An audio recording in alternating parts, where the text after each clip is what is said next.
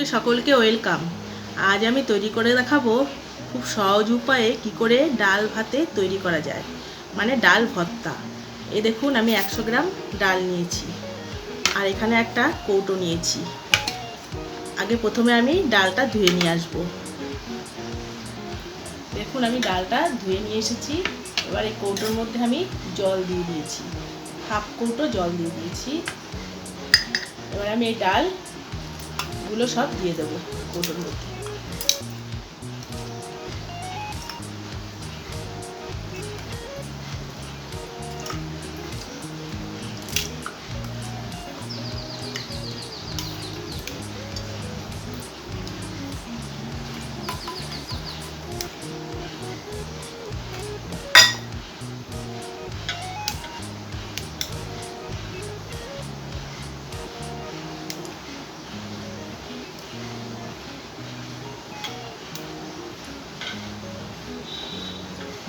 সমস্ত ডাল আমি দিয়ে দিলাম।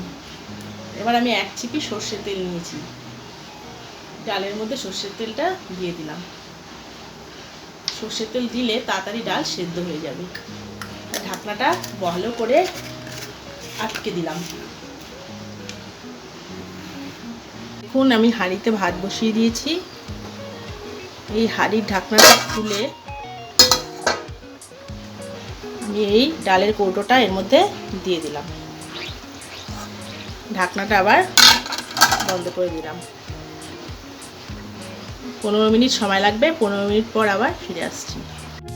15 মিনিট হয়ে গেছে। এবার আমি কৌটোটা উঠিয়ে নিলাম। ভাত ফুটে এসেছে এবং ডালও 15 মিনিটে সেদ্ধ হয়ে গেছে। এবার কৌটোটা উঠিয়ে নিয়ে আমি ঠান্ডা জলে ভালো করে ধুয়ে ঠান্ডা করে নেব কৌটোটা।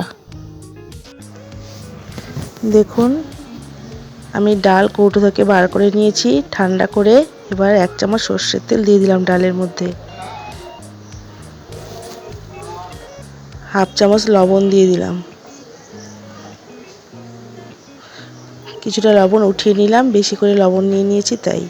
কাঁচা লঙ্কা দিয়ে দিলাম, রসুন কুচি দিয়ে দিলাম, টমেটো কুচি দিয়ে দিলাম আর পেঁয়াজ কুচি দিয়ে দিলাম।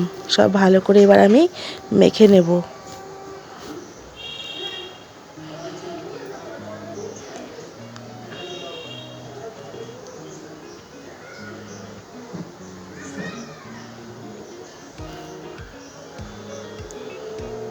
দেখুন, আমি ভালো করে এভাবে আমি ডাল মেখে নিয়েছি।